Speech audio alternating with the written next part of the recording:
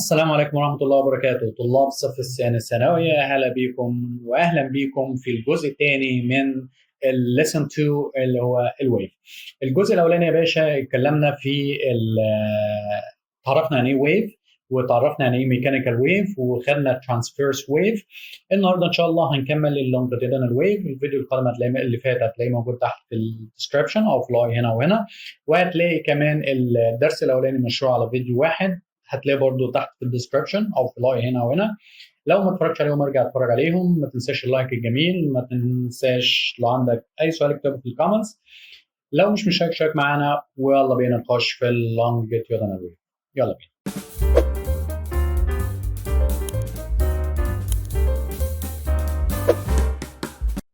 اهلا بيكم مره ثانيه. لونجيتودينال ويف. اللونجيتودينال ويف يا باشا هقدر اثبتها لك عن طريق مين؟ عن طريق اكسبيرمنت. هنجيب اللي احنا شايفينه سبرينج، وحرك السبرينج فورورد اند باكورد كده وكده، بخلاف الترانسفيرس ويف كنا بنحركها اب اند داون.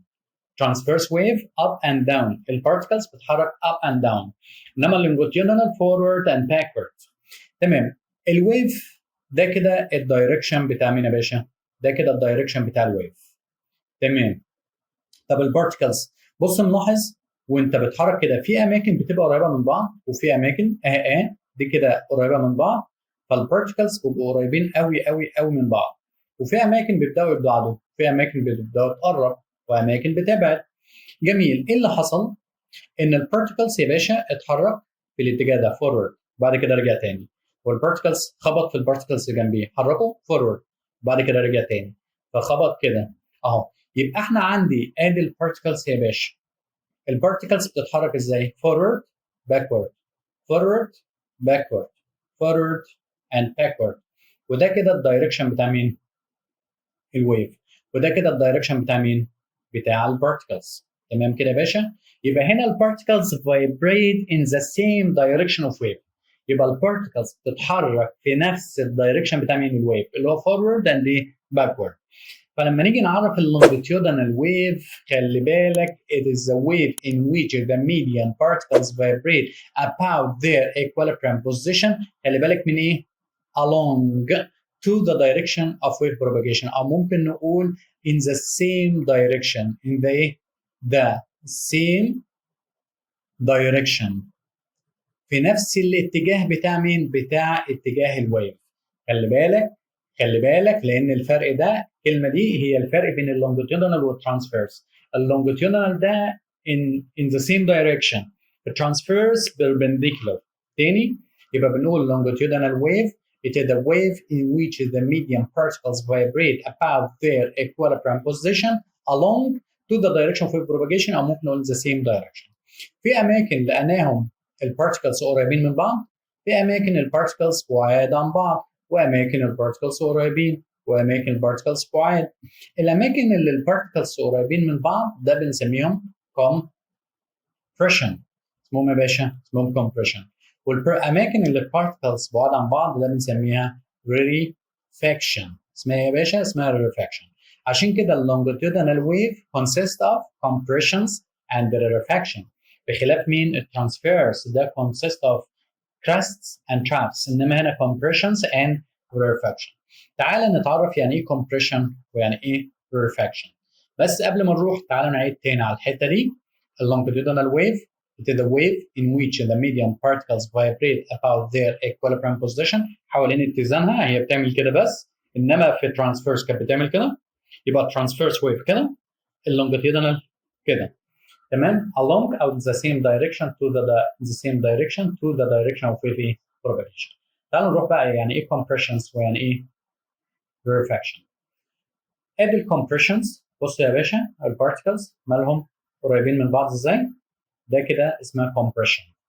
تمام. انما الريفاكشن، بص يا باشا يا بشبوش، البارتكلز مالهم بعاد عن بعض، ده الريفاكشن. فلما نيجي نقول ايه الكompressions، اللي هي regions where the molecules of the medium close to each other. خلي بالك المولكيولز close to each other، خلي بالك انها high density area and pressure and يا باشا and pressure.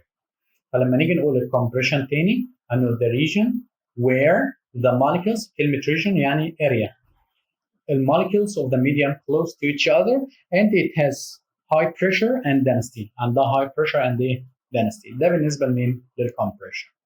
طب تعالى بالنسبة للريفراكشن نفس الكلام بس هنغير بقى.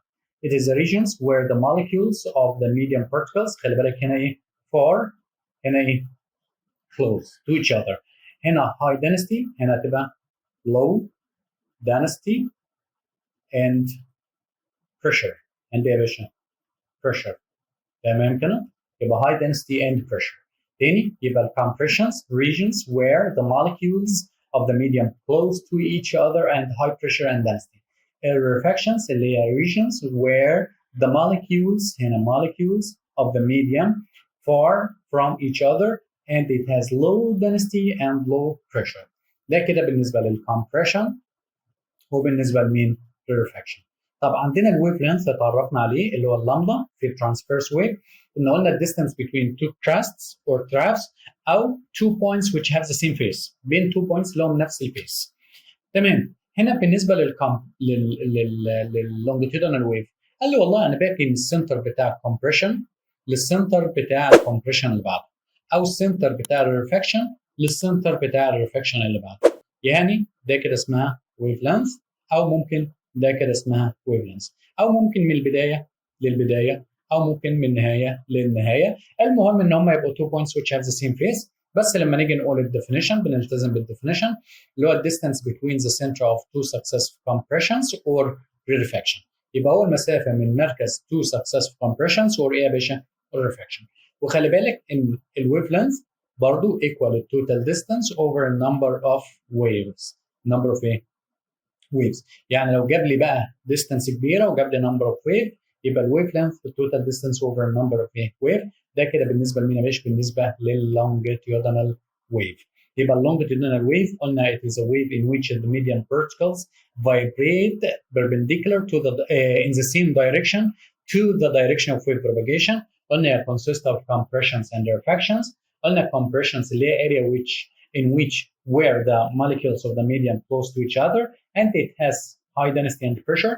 Rarefaction اللي هي regions where the molecules of the medium far from each other and it has low density and pressure. عرفنا الويف length اللي هو distance between the center of two successive compression or rarefaction. الويف length equal to total distance over a number of a wave. ده كده بالنسبه لمين؟ لللونجيتيودنال. تعال نشوف الجراف بتاعها. الجرافيك representation of longitudinal wave. طبعا يا باشا لو بصينا هنلاقي الترانسفيرس ويف ماشيه ازاي؟ ماشيه بالشكل ده كده. ده كده شكل مين؟ شكل الترانسفيرس ويف ده اللي هو الاكس وده كده اللي هو الديسبيسمنت. ده شكل الترانسفيرس ويف. اللونجيتودينال ويف ماشيه يا باشا ازاي؟ ماشيه بالشكل ده كده. ده كده compression ده كده rarefaction ده كده compression ده كده rarefaction. فقال لي ده كده crust وده compression. تمام؟ ده كده trough وده كده rarefaction. ده ايه؟ طيب يبقى من هنا كده يا باشا الكراست هيعادل الكompression والتراف هيعادل الريفاكشن. لما اجي اقول الديستانس between two successive crust ده الويف لينث او من هنا كده ده ويف لينث كذلك الديستانس من هنا كده لحد ده كده ويف لينث وده كده ويف لينث. فاقدر ارسم اللونجيتودينال ويف بدل ما ارسمها compression وريفاكشن اقدر ارسمها على شكل ايه؟ على شكل كراست وتراف. ده كده يا باشا الجرافيك ريبريزنتيشن اوف لونجيتودينال ايه؟ ويف. فهتبقى على شكل الكراست بيكافئ الكompression والريفاكشن بيكافئ ايه؟ التراف. ده الجرافيك ريبريزنتيشن اوف ذا لونجيتودينال ايه؟ ويف. ده كده يا باشا الترانسفيرس ويف واللونجيتودينال ويف. طبعا لو عملنا comparison بينهم ده كده الميديوم بارتكلز vibrate perpendicular to the direction of wave propagation.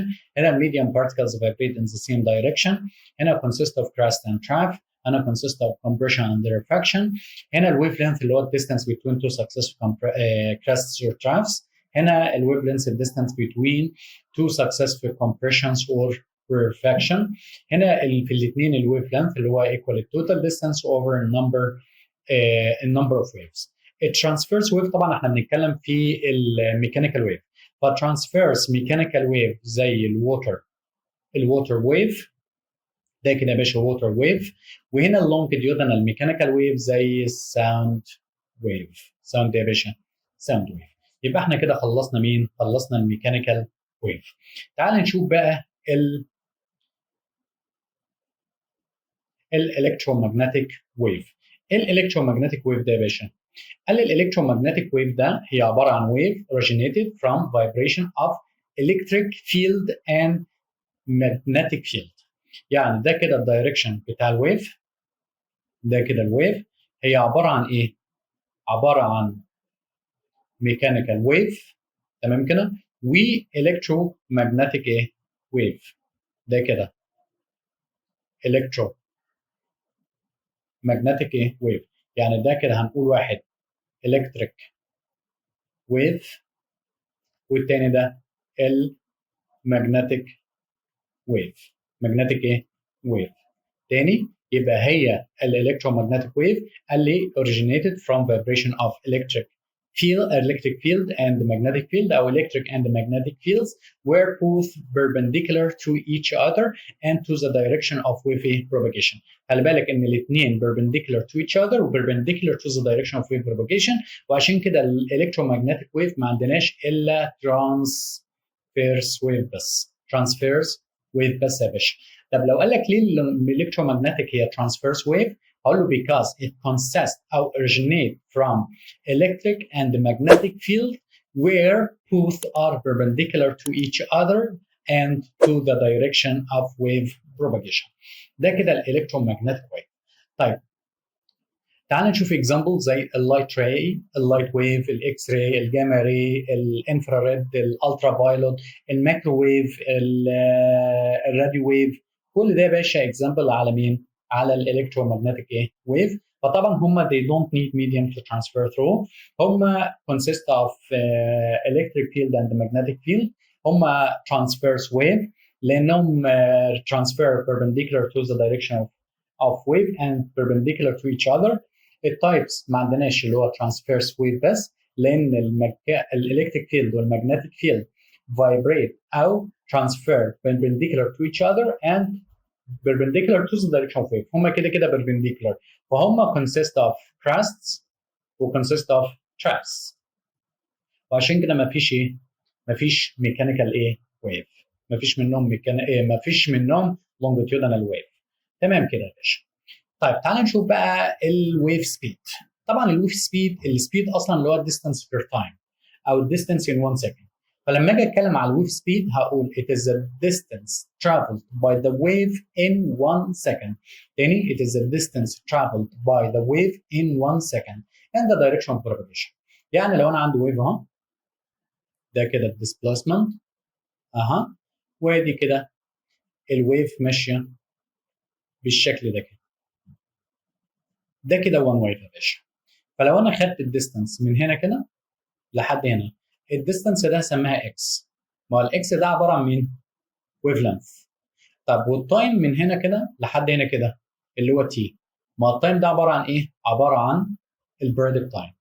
فلما اجي اقول الويف لينث الويف سبيد هيبقى ايكوال الديستانس اوفر التايم. طب ما انا لسه قايل ان الديستانس ده عباره عن ويف لينث والتايم ده عباره عن periodic time. يعني ممكن اقول ان الفي هتبقى ايكوال الويف لينث اوفر البيريودك تايم. طب ما انا عندي رول يا باشا بيقول لي ان الويف الفريكونسي ايكوال 1 اوفر البيريودك تايم. يعني ممكن اشيل ده واحط مكانها الفريكونسي. يبقى هنا الفيلوسيتي او الويف سبيد هتبقى ايكوال الويف لينث تايمز ايه؟ الفريكونسي. تمام. طبعا ده يا باشا متر وده بالسكند يبقى ده كده متر بير سكند. ده كذلك بالمتر، وده كده بالسكند، يبقى ده كده يا باشا متر بير سكند. ده كده بالمتر، وده كده بالهرتز، وده برضو يا باشا برضو متر بير سكند. يبقى انا من هنا كده اقدر احسب الويف سبيد بكم طريقه؟ بثلاث طرق. ممكن اقول ان الويف سبيد، ممكن اقول الديستانس اوفر تايم، ممكن اقول الويف لينث اوفر البريودك تايم، ممكن اقول الويف لينث في الفريكونسي. ده كده يا باشا ايه الرول اللي اقدر احسب بيه الويف سبيد.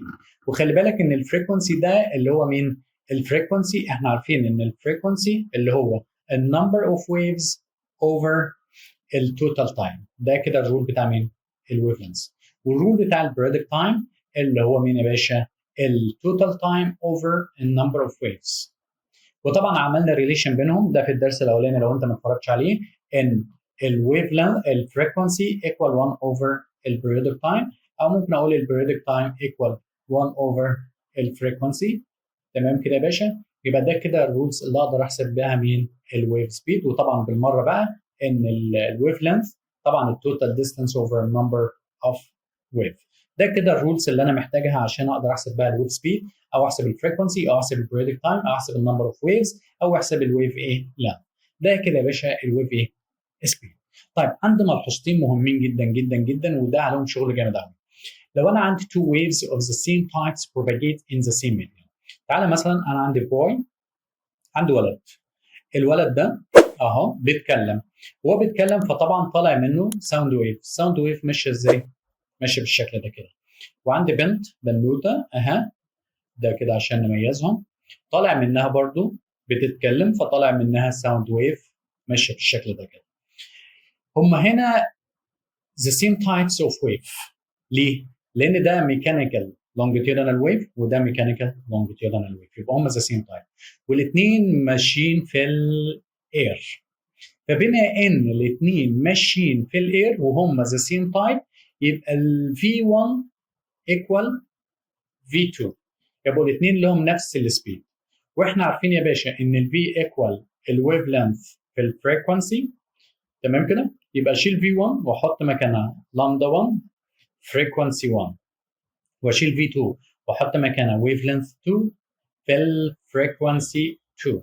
لو عملتها as a ratio يبقى ويف لينث 1 over ويف لينث 2 هيبقى equal مين يا باشا؟ الويف لينث الفريكونسي 2 over الفريكونسي 1. ده كده يا باشا الرول اللي انا عايزه. خلي بالك ده لو بيتكلمنا على two waves from the same type الاثنين ماشيين في نفس الايه الميديان، يبقى بستخدم الرول ده. ومن هنا كده اقدر اقول لك ان الويف لينث تبقى inverse proportional للفريكونسي. ولو جينا نعمل جراف كده بين هنا كده الويف لينث وهنا 1 over frequency تطلع بالشكل ده كده. لو حابين نجيب السلوب، السلوب في الحاله ده هيبقى ايكوال مين؟ هيبقى ايكوال الفي. ده يا باشا في حاله مين؟ في حاله لو تو ويفز الاثنين ذا سيم تايب، الاثنين ماشيين في نفس الميديان، يبقى بالتالي الاثنين لهم نفس السبيد، وهيبقى لامدا 1 على لامدا 2 ايكوال فريكونسي 2 اوفر فريكونسي 1. يبقى الريليشن بين الفريكونسي والويف لينث هتبقى انفرس بروبورشنال. تمام كده يا باشا؟ تمام كده يا باشا. طيب تعال نشوف الثانيه. قال لي لو انا ويف travels from medium to another. طيب انا عندي ولد اهو، تمام، بيتكلم. ده كده الويف. الويف ده كانت ماشيه، الساوند ويف كانت ماشيه في الاير، في الاير فجاه راحت للووتر. لما هتروح للووتر طبعا ده بنسميه نورمال. النورمال ده بيبقى بيربنديكولار، ده هناخده في الدرس الجاي ان شاء الله. الويف بيحصل لها ايه؟ بيحصل لها ريفراكشن. بيحصل لها يا باشا ريفراكشن. فلما بيحصل لها ريفراكشن خلي بالك الفيلوسيتي بتاعتها بتتغير، الويف لينث بتاعتها بتتغير، الفريكونسي بتاعتها بتفضل كونستانت. يبقى معنى كده الفريكونسي اللي هو في 1 في الاير هو نفس الفريكونسي اللي موجود في الوتر. يعني معنى كده ان فريكونسي 1 هيبقى ايكوال فريكونسي 2. تمام؟ ما هو الفريكونسي هنا هيبقى ايكوال في اوفر لامدا، يبقى ده في 1 اوفر لامدا 1 هيبقى ايكوال في 2 اوفر لامدا 2. او ممكن اعملها يا باشا كده اخليها في 1 اوفر في 2 هيبقى ايكوال لامدا 1 اوفر لامدا 2. ده كده اخليها بالشكل ده او اشتغل بالشكل ده، والله ما تفرق، مش فارقه. يبقى هنا الفي دايركت مع مين؟ دايركت مع اللامدا. لو جيت ارسمها از جراف كده، هنا كده الفي، هنا كده اللامدا، تطلع ستريت لاين. لو جيت اجيب السلوب، يبقى السلوب هنا تشينج ان فيلوسيتي اوفر تشينج ان فريكونسي ويف لينث، وده يبقى ايكوال الفريكونسي. فخلي بالك من الحته دي، مهمه جدا جدا. ده من الاسئله الخداعه اللي بتيجي في الامتحان، يقول لك انا عندي تو ويفز اوف ذا سيم تايبس، الاثنين نفس الميديم، يبقى بالتالي هيبقى لهم نفس الفيلوسيتي، واستخدم الرول ده. ممكن يقول لي انا عندي ويف اتنقلت من ميديم لميديم، يبقى بالتالي هيبقى لها نفس الفريكونسي، واستخدم الرول ده. ده كده الفاكتورز affecting the type of the speed اللي بيأثر على السبيد. نسينا نقول الحته دي، اللي بيأثر على السبيد هو types of medium، نوع الميديم هو solid ولا liquid ولا جاز. التايبس اوف ويف، نوع الويف هي ميكانيكال ولا الكترومagnetic، هي ترانسفيرس ولا اللونجيتيودنال. الفيزيكال بروبرتيز اللي هي زي الدنسيتي، زي البريشر، زي الهيوميديتي اند سو اون، الحاجات دي كلها. يبقى ده الفاكتورز affecting the speed اللي هنقول التايبس اوف ميديم، التايبس اوف ويف، الفيزيكال بروبرتيز اوف ذا ميديم. خدنا لو انا عندي تو ويفز of the same types، الاثنين in the same medium، دول بجد in the same medium. ولو عندي two waves travel from one medium to another، لو من نفس النوع ماشيين في نفس الميديم يبقى لهم نفس السبيد. لو هي ويف واحده واتنقلت من ميديم لميديم تاني، يبقى الفريكونسي ريمينز كونستانت، هيفضل ثابت مش هتغير، انما هتغير الفيلوسيتي، هتغير الويف لينث. ويبقى كده ده كده يا باشا الفاكتورز affecting the speed. يبقى احنا خدنا في الفيديو الاولاني الويف، خدنا التايبس اوف ويف، ميكانيكال لونجيتيودنال، ميكانيكال والكترومagnetic وترانسفيرس ولونجيتيودنال. وخدنا في الفيديو الاولاني ترانسفيرس ويف بس. الفيديو الثاني خدنا اللونجيتيودنال ويف، وخدنا الالكترومagnetic ويف، وخدنا الفاكتورز affecting the speed of the wave. ولو انا عندي two waves من from the same type والاثنين in the same medium، يبقى لهم نفس السبيد. ولو انا عندي ويف واحده ماشيه from medium to another، يبقى الفريكونسي remains constant، والفيلوسيتي والويف لينث هيتغيروا. ويبقى كده يا باشا الدرس خلص خلاص، خلصنا على الفيديوهين. ما تنساش لو عندك سؤال اكتبه في الكومنتس، ما تنساش تحط لنا اللايك، واشوفك على خير ان شاء الله، والسلام عليكم ورحمه الله وبركاته.